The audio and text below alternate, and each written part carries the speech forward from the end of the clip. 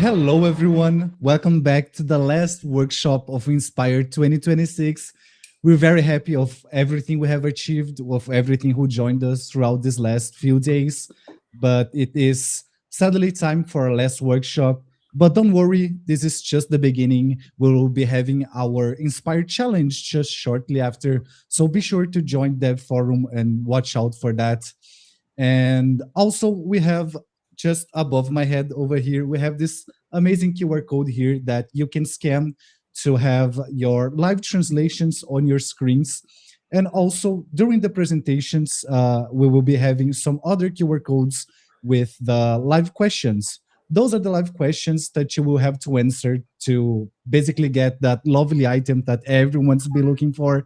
And just remember, guys, that item is going to be delivered after the Inspire Challenge, so somewhere in August. So don't worry, you guys will get it. Don't need to panic or anything. Everyone will be receiving it. Okay. Also, at the end of the workshop, we'll be having our Q&A. So be sure to watch out for the QR code and send us any questions that you might have during the presentation. And I think finally, it's time for me to stop talking and leave Ratai to speak to you all about designing social and multiplayer mechanics. Please go ahead. Cool. Thank you so much for the introduction. What an exciting event to be a part of. It's been a very exciting couple of days for Roblox Inspire 2026, and it's an honor to be the last talk here. And yeah, today I'll be your host.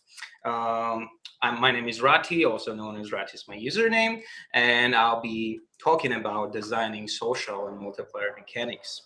Yeah, let's dive into it.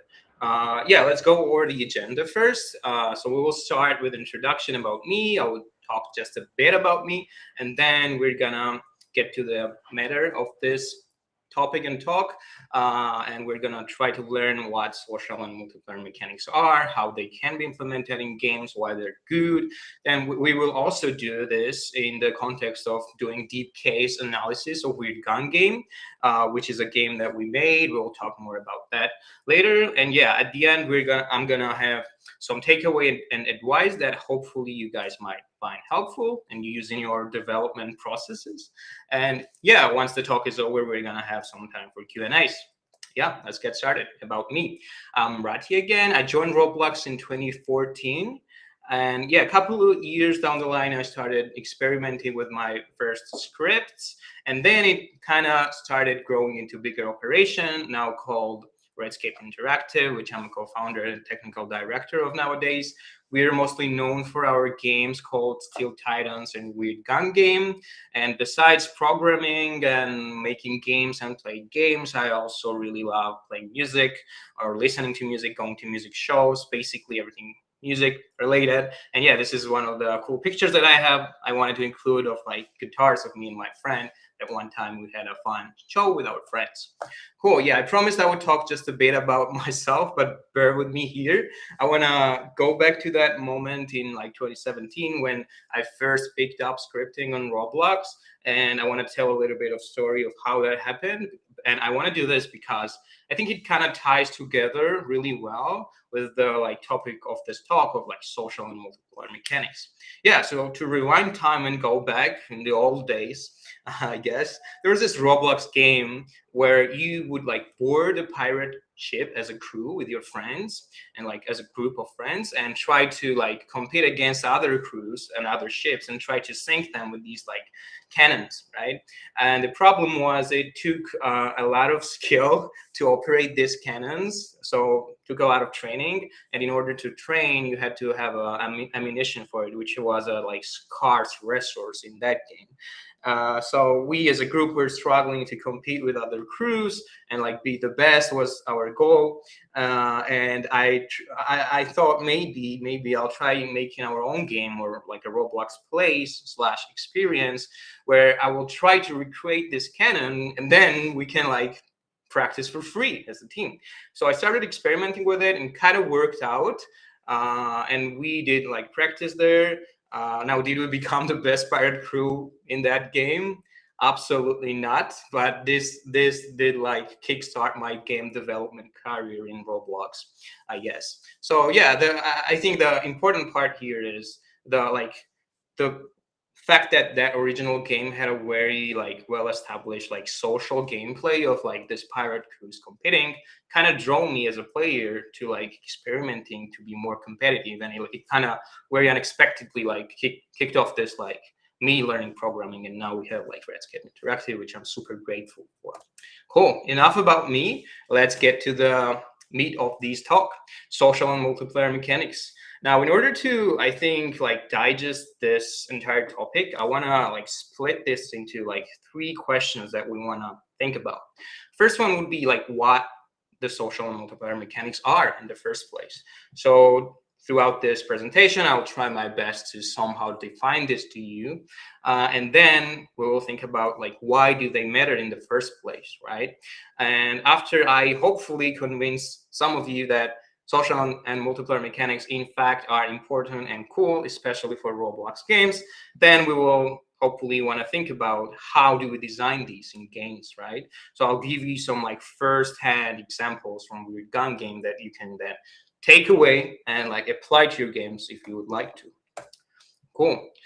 Yeah, first question was, what are social and multiplayer mechanics? I have 2 definitions for this, which are pretty similar. I just really love both of them, so I wanted to include both. So like this text claims, these are systems in a game that make players interact, respond to, and matter to each other, or in other words, they turn players from isolated participants into a connected social ecosystem. Now, basically, what this means is in a single player game, if there's this virtual world, you are the only like real person engaged with it. But in a multiplayer world, there are other people connected with it, right? And the social ecosystem, I think, in games is very cool, very fun to be a part of.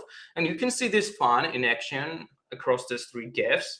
These GIFs are in fact from the same exact session at the similar, like very close time frame from Weird Gun game. You can see players like having fun, being engaged with each other. You can see this person on the top right, like camping, sniping, which is considered a scene in an FPS game, by the way. But hey, they're having fun with other players. So, and we have more players on the left, like blasting each other. So the like main point here is we have this like virtual world that there are people connected to, and they're having fun.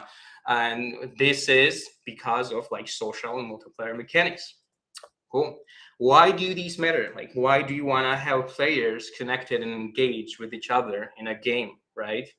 Now, this is a 2-way street. If you implement like social and multiplayer correctly in your game, this is going to make your players very passionate about your game, and then in return they will like drive all of your game metrics upwards. We will talk about that in a bit. Before that, I think why these players become like passionate about your game is that the experience that they get in the game, especially in multiplayer, this is not like exclusive to multiplayer, but especially in a multiplayer game, as a player, when you like experience social fun with other people on the internet, you like this experience lives in your head as a fun memory outside of the screen. Like when you like exit your screen, it lives like beyond the pixels on the screen, which I think is pretty cool. And like these players now who experience social fun are very likely, like I said previously, to like drive your game's metrics upwards. And 2 of the major like metrics that we care about are retention, engagement, acquisition, and monetization. And I'll try to break down each of them, like why these players and how they improve them. For retention, it is kind of like straightforward that if I had social fun in a game as a player, I would absolutely want to come back to it and experience it again, right? Again, this is not exclusive to multiplayer game, but I think like when the fun is shared with other people, it is just much more fun. There's more funny moments, like unexpected, unscripted moments, which is more rare in a single player game, but in multiplayer game, it is not the case. So that's a cool thing that happens there, right? It's like a sandbox, right? And you, as a player, want to go back. So that's how these players like improve your game's retention. Like similar thing happens with engagement. If there is like multiple players socially engaging in a game, the more people there are and the longer each of them are engaging, you want to be part of that. So you, as a player, also engage longer. So this works like a chain effect. just like you noticed, right? So like these social multiplayer mechanics implemented correctly, like drive your game's engagement upwards. Acquisition, I think, is very cool. What happens here is that when if as a player I had a social fun with random people on the internet in a game, why not invite my friends to join the fun, right? So these players will naturally like invite their friends, and you now have more players in your game, which is literally the acquisition metric, right? And last but not least would be monetization. I think this is also very interesting and also straightforward, that when there's a virtual item in a game, it naturally like becomes much more valuable than when it can be perceived by multiple real people versus no one but you.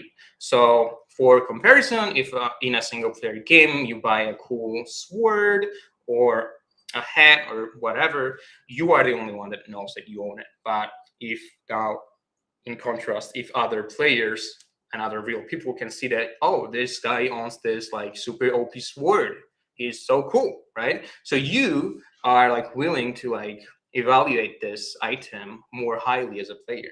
Of course, for developers, you have to, again, this is also a two-way street. You have to absolutely provide players like fair value for the things that they're willing to spend money on in your game, right? Yeah. Now if you are hopefully convinced that like these metrics are good to like go upwards for your game, and also I think you should also be like happy and excited that you can provide fun memories to your players, then maybe you want to think about like how do we design this mechanics in the games, right? So we can think about this in three pillars. First would be competition, then competition's less evil brother, cooperation, and the last one would be self-expression. Now, before I break this down in more detail, I want to introduce Weird Gun Game, which I mentioned at the start of this presentation. And why I want to do that is I think that game kind of incorporates these social pillars very well. It kind of works very well for it. Again, it's a game that we made with like Redscape Interactive. Shout out to my amazing team. And yeah, I think what happens in that game is like these pillars work very well together. And so we will now get to see like first-hand examples of how that is possible. Cool. So Weird Gun Game is an FPS, which is a first-person shooter game with a unique twist. We have this like unique feature going on where players can customize their weapons by mixing different like gun builds. So it can end up in some weird builds like here, some cool like looking builds. I think this also looks cool, subjectively to me at least. But yeah, like players have a lot of exploration room to like create different builds.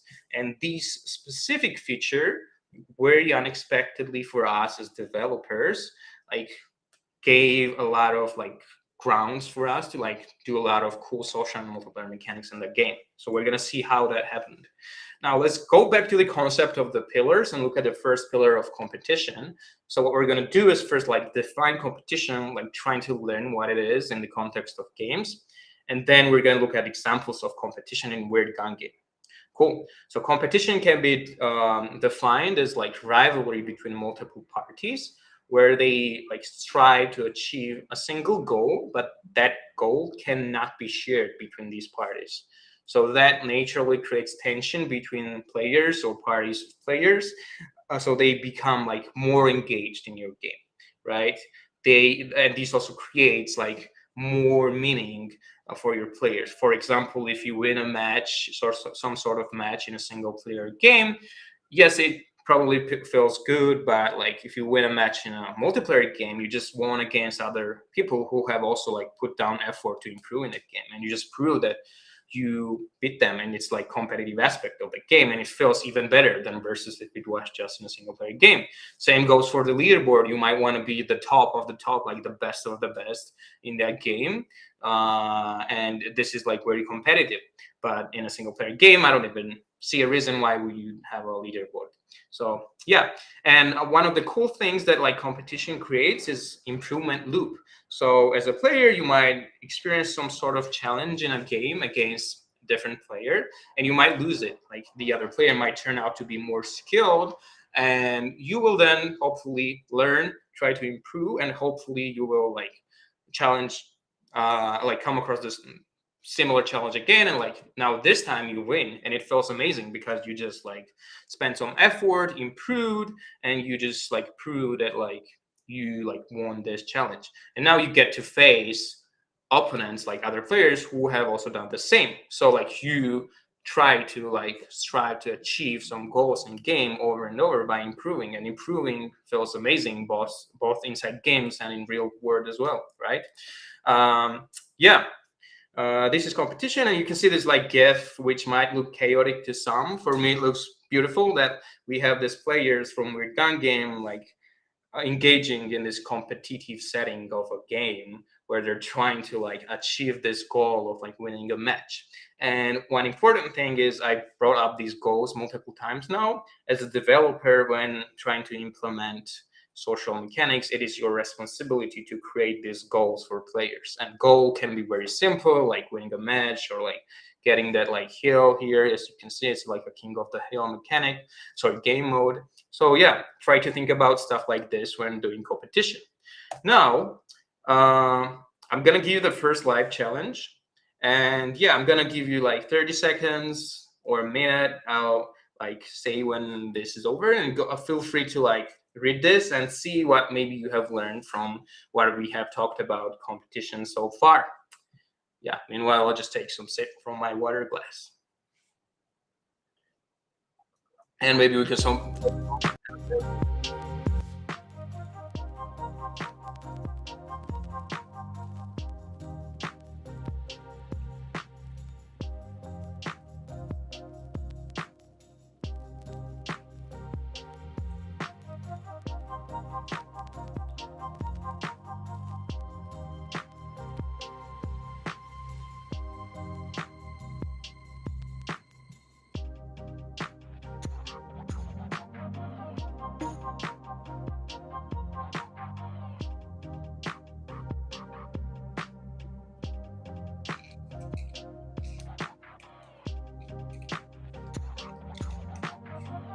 Cool. I think this might have been sufficient time.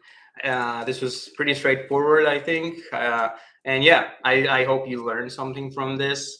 And now let's talk more about competition. More specifically, let's look at the examples that I promised that I would give you guys. Now, examples will be broken into two main categories. I will first talk about examples that are like mechanics that are more specific to Weird Gun Game, and then I will talk about more general like social mechanic examples that you can also take your games that have like more general usage, right? Yeah, so let's get to it. The main thing that happens in Weird Gun Game that's unique, like I mentioned, is this customization, which you're seeing in the top GIF right here, where I'm attempting to build something for a demonstration purpose. So yeah, in this game, now because of this customization, players can optimize their builds in two main ways. That is statistically and functionally. Statistically speaking, you can like optimize for a build that has a lot of damage, or maybe a build that gives you a lot of speed or gives you a lot of HP, right? Or a bunch of different perks. And all of these like builds come with their own drawbacks. We try a lot to balance this as developers. Hopefully we are doing somewhat of a good job with it. So what happens here is, because there's so many options to like explore different playing styles, this like promotes thinking creatively about competition for a player. Because maybe you have an opponent in a game that has a gun build that has a lot of damage, and you cannot seem to like match that.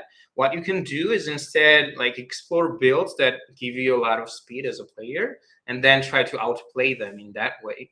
So you have an opportunity to like think about a lot of your playing style, and this feature enables you to do that and be more competitive in that way. Now, this can also happen functionally. We have a lot of cool parts in the game called weird parts. My favorite weird part is being displayed on the bottom right corner GIF here. We have this like, instead of a gun sight, we give players a camera.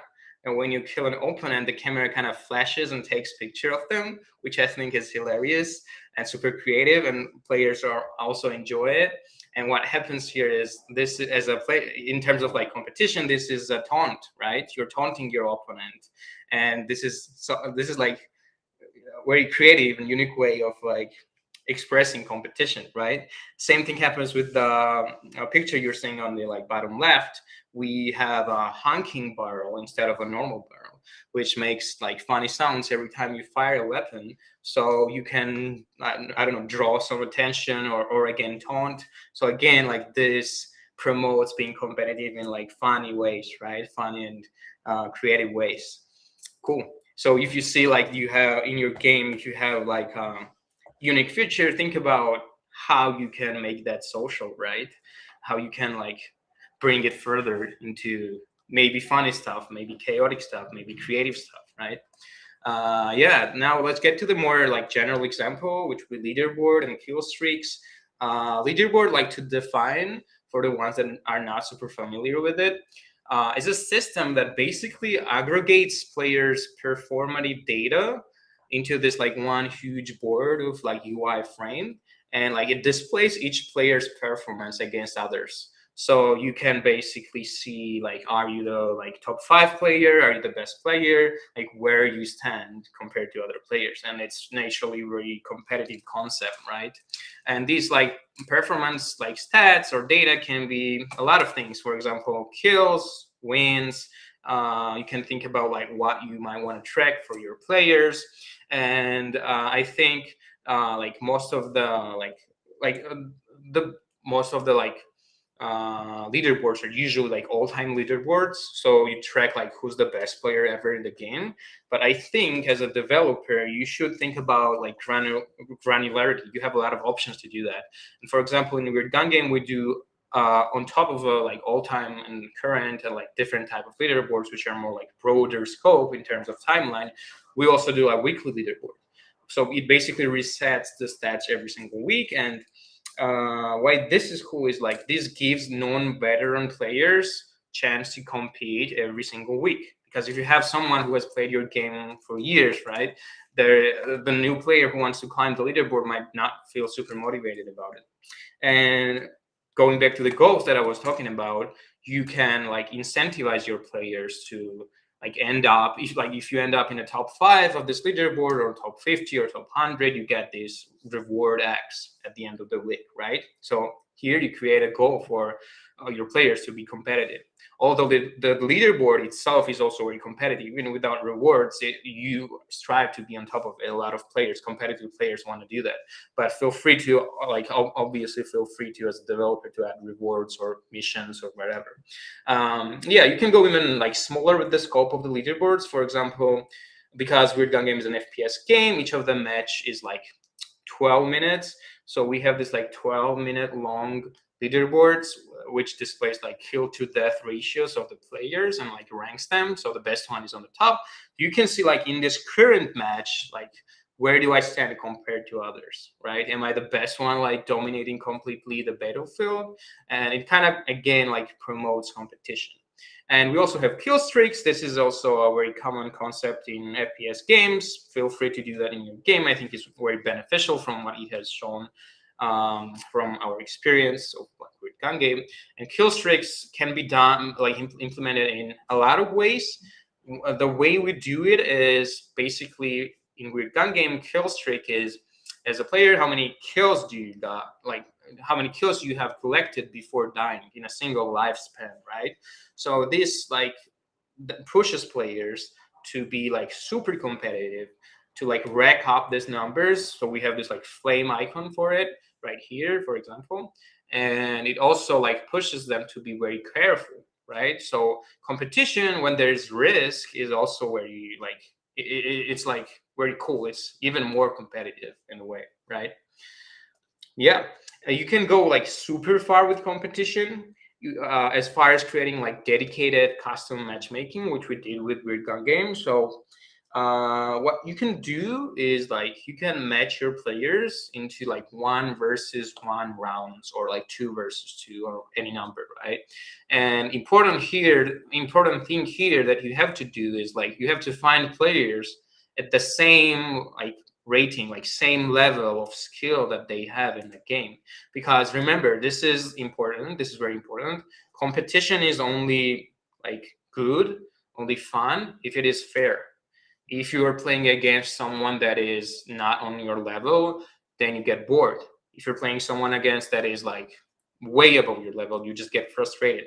So you have to make sure as a developer to like somehow estimate how good each of the players are, and then like match them against each other. The thing we use for this is ELO rating system, which is also used in chess, for example. But there's a like bunch of different like formulas or algorithms that you can use here. And also Roblox has this cool tool that they created called custom matchmaking that you can absolutely check out. And I think you will find it very useful if you're thinking about stuff like this. And yeah, when doing like custom matchmaking and competitive modes for your players, try to think about like matching them by maybe like skill level. I think that's important, but also like device. You want to match like mobile players against mobile, so the environment, the playground is fair. Maybe also think about like latency, right? Ping. So yeah, stuff like this like contributes to fair environment, and competition becomes interesting.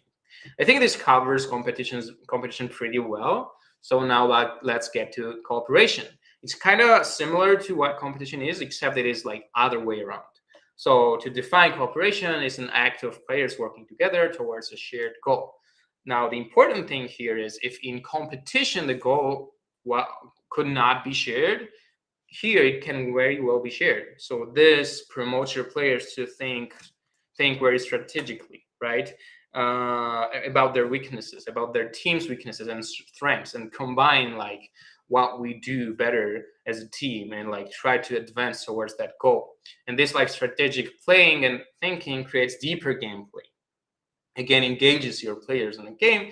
And the cool thing that happens here is because your players are like by default cooperating and communicating, this creates communities both inside of your game and out of your game. This can be like Roblox groups, Discord communities, Reddit, a bunch of other like social websites, and all of this ultimately helps your game grow, right? And it also helps players be part of a bigger fun thing. Cool. Now let's get to the live challenge 2. Again, I'll give you some time to like read this and answer some questions. And yeah, again, maybe we can play more elevator music, and I'll take more sips from my glass.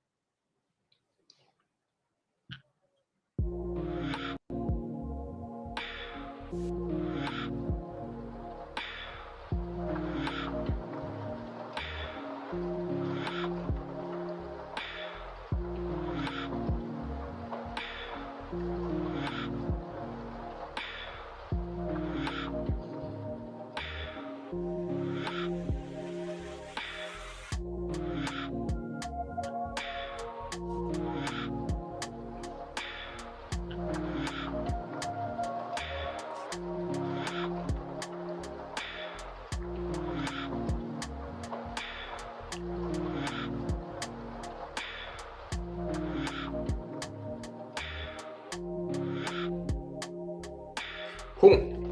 I think this is sufficient. Let's move on.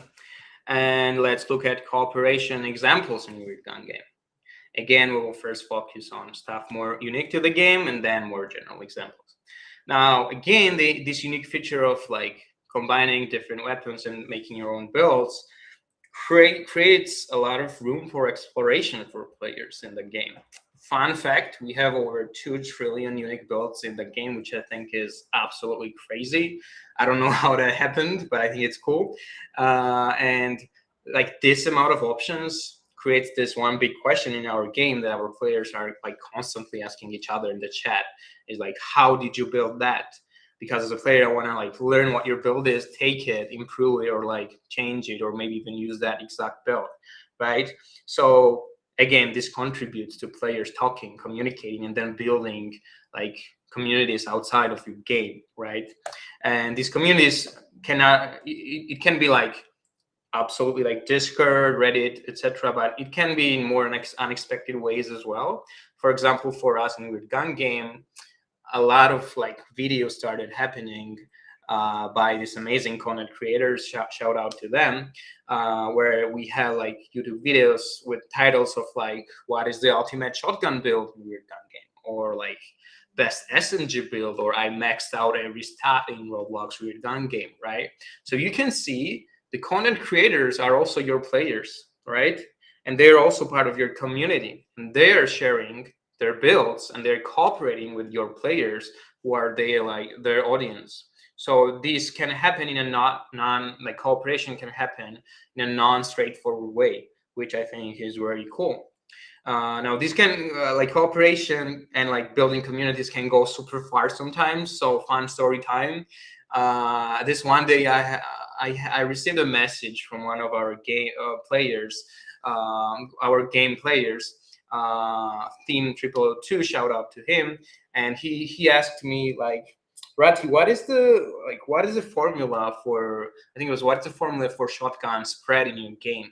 And I was like, okay, I'm not sharing that. Like as a developer, I will not, I will discourage you to share like your game files or anything. Like do not share your game files outside of your game development team for security reasons, respectfully. But I think in this case, it was just one formula, which was nothing super important. So I decided to share it, and more specifically because apparently he was building this super cool tool from like on like C++, which is a programming language. So basically he created this tool, like an algorithm that would like on every update of our game, he would like populate it with the stats of new guns that we added in the game.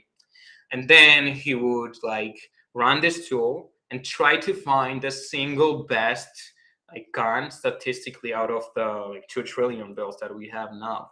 I think this was very cool. I also wanted to do this as a developer at some time. I just never got to it. And he like bit me to it. And I think this was very cool. And what happened is like on every update, we would have people like running this tool, like talking again, engaging, cooperating, trying to find that one build, that the only build that is the best, right? Statistically. Yeah, that was pretty fun stuff.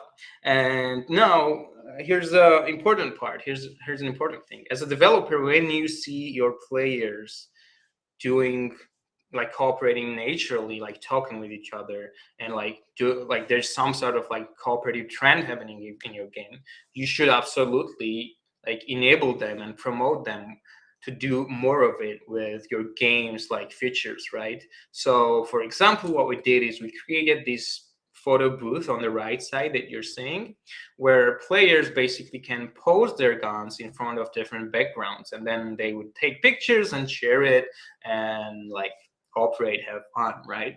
You can also go even further. For example, we created this weapon hub system. It works like save slots. So basically you build a gun and then you like name it and save it, and you have this like option or toggle to like turn it on, and like this build now will be like available for your friends to see, like Roblox friends, right? So for example, if you have a cool build that you wanna share to your friend, and or maybe your friend is interested in like how your build works, instead of telling them like part by part what parts you combined, you can just invite them to the game. They will hop on and we will automatically show them these builds, right? So absolutely, as a developer, like feel free to reduce friction of players communicating and cooperating, right? Yeah, this is cool stuff that can happen from your players. And I think the beautiful thing about game development is like how unexpected stuff happens from like totally like derived from the actions of your players and communities, right? More general example here of cooperation, we have like team focused game modes. Again, Weird Gun Game is an FPS game, so we have different game modes, such as, for example, team deathmatch, where like two teams compete against each other, but like the people each team are cooperating to like get the most eliminations and win the round. Again, that's the goal right there. So the goal is like to eliminate the most amount of people, which we created as developers for them to be like competitive and cooperative, right? You can also do like, for example, we have here a game mode called capture zones. And what's happening here is like they have to again compete and cooperate to like capture this zone and like be dominant on it for some amount of time to like gain score. Again, now the goal is to like get this zone, and like players are now engaging and like cooperating in a team, like trying to attack these zone in a different way. So we can see like some of them are like shooting from the above, like attacking from different angles. So again, this is like strategic gameplay that you just enabled for your players, which I think is super cool. Now, if your game is not super cooperative by nature, which I think Weird Gun Game is way more competitive than cooperative because it's an FPS game, you should still absolutely feel free to experiment a lot and sometimes go off the script, right? Break some rules, have fun. And this is absolutely what we did. We were invited to Roblox Spotlight Halloween event last year. And for that event, we created a like one-time specific game mode where there was only a one team of players and they were taking down hordes of zombies. So naturally, they were cooperating a lot to like work together and like get through the waves. And one of the unexpected things that happened, that like the cool lesson that we learned, is we had this mechanic where if you died, you would be sent to a jail as a player, and your like teammates had to come rescue you. Like they had to take on the risk of like getting through the like waves and like get to you and rescue you. And we didn't, and also it like costed some amount of currency to get that to open that jail cell, right? And we did not expect like tons of interaction from it because it was so risky and also priced. But what happened is actually it was the most interactive like feature in that game mode. And we learned that players absolutely love to help each other out, especially if it like benefits the common goal of, in this example, getting to the waves, right? So yeah, the takeaway from here is experiment a lot. Roblox is a great platform for that in video games, right? I think it is the best platform to experiment and have fun ideas come to life. Cool. Now let's get to the last pillar, self-expression. Self-expression is pretty straightforward. It is the ability for players to communicate their identity, right, their personality. They like a player gets a chance to say that like this is who I am in this virtual world, right? And this can be expressed through the choices that you make, like what hat I'm wearing, right? Or like what items I'm carrying. And this creates ownership, again, promotes creativity and lets you stand out, which I think is like very important and very social. And for examples, I think this is my favorite like slide on this presentation. So what you can do is like introduce cosmetics in your game. It can be skins, colors, charms, and this is very generally applicable for FPS games specifically as well. And all of these pictures that you're seeing is from our community. Shout out to all of them for being super creative and sharing these cool builds with us. So you can see like players go as far as creating their own like dedicated backgrounds, like cool looking backgrounds, or making some sort of lore behind a weapon on the right side, and you can see some description, right?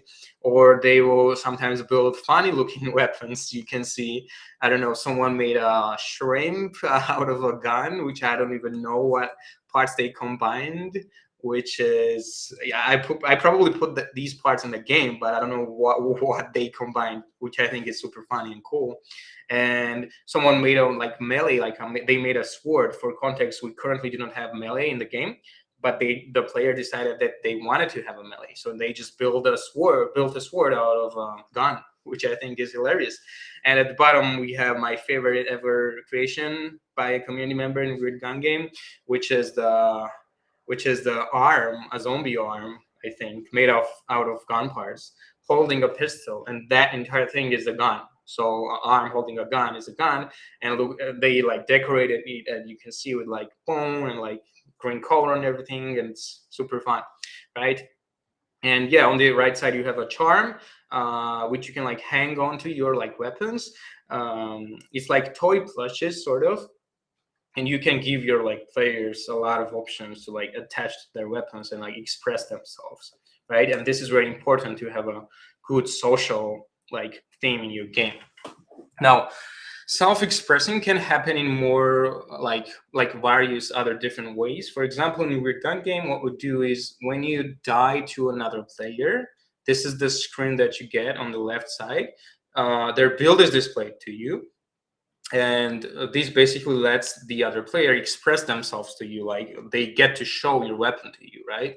And the more advanced version of that is in the competitive matches that I mentioned. On the right side, you can see at the end of every match we display the winning team with like cool animation, and they hold their weapons. Again, they get a chance to express themselves, and you should absolutely like promote this kind of stuff as a developer in your game. Cool. This like completes the pillars, and the last thing I want to do here is like think about a takeaway from you here. So you might have noticed that for every pillar examples, what I did is first talked about the stuff that were unique to a gun game, and then more general stuff. And this was very intentional because I think, like I've written here, is like social features on their own, they do enhance interaction, and they will make your game more social, but they cannot create a social game just by their own. So you need a strong core mechanic, right? And this mechanic for us turned out to be the customization, which was very unexpected. So another takeaway for you is like you have to experiment a lot and try to find that something like the core that clicks. And I think it is wrong to plan to like come up with this core mechanic for months. Instead, you should like move fast and experiment. Again, Roblox enables a lot of this. And when you feel like something clicks, and when you see like your players interacting with it, then you build them like layers on top of it, whether there's like leaderboards, I don't know, skins, whatever, game modes. So for us, like for example, the customization mechanic was like not super planned out or anything. It was made in 3 or 4 weeks. We did not script these moments. We did not expect like players to communicate this way at all, but once we noticed they did, then we build more tools and more like features and more game like layers to them. Cool.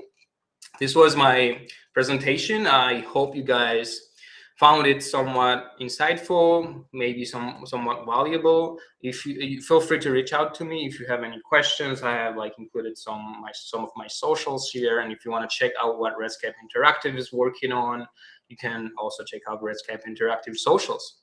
Thank you so much. Amazing stuff. Thank you so much for this amazing presentation. And guys, I think it's finally time for us to get some Q&As going. Throughout the presentation, some of you guys were sending some questions, so I have some already selected. Are you ready, Rati? Yes, absolutely. Let's get started. Okay, perfect.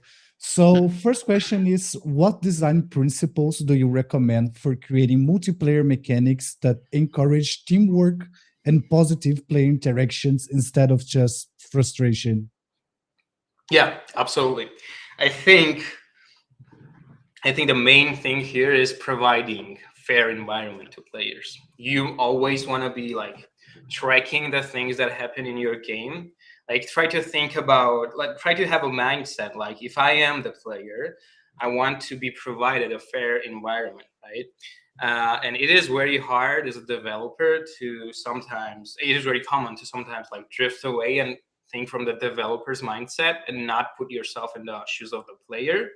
But you should always think about like, how do I give my players like fair environment? Right. I gave some examples for like competitive matches back there, but yeah, I think like try to think about how fair environment can be created. And like to answer more, I think they mentioned some sort of like working together. Again, I think cooperation is another like design principle that you should like emphasize. Like, how do I like, what are the goals that I give to my players? Right. Goals should not be super hard, but also again not super easy. So these are the stuff that you might want to look at when like thinking about how do I not frustrate my players, right? Yeah, I think that sounds great. And I think also going on this line of thinking, how does a developer know when their game mechanics are enjoyable? Oh, that's such a good question and such a hard question to answer. Yeah.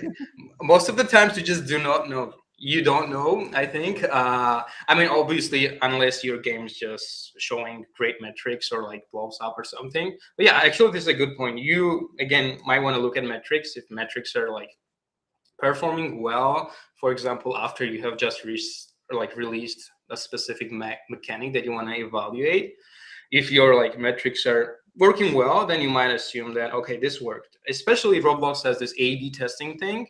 What the cool thing that you can do here is like enable that mechanic for some players and like disable it for some at the same time. Then Roblox will give you like the metrics of each of the group, right? And then you can compare. Yeah, perfect. I think that sounds great. And also thinking about this interaction with the players, what are one of the fastest and most effective ways to help people interact with each other? Yeah, that's a good question. Let me think about that. Um, I would say besides the default stuff like chat, for example, where players get to communicate with other, whether that's like textual chat or voice chat, I think as a developer, you should think about like how do you set up the world outside of your game? Like how do I set up my Discord communities? Like sometimes that is overlooked, right?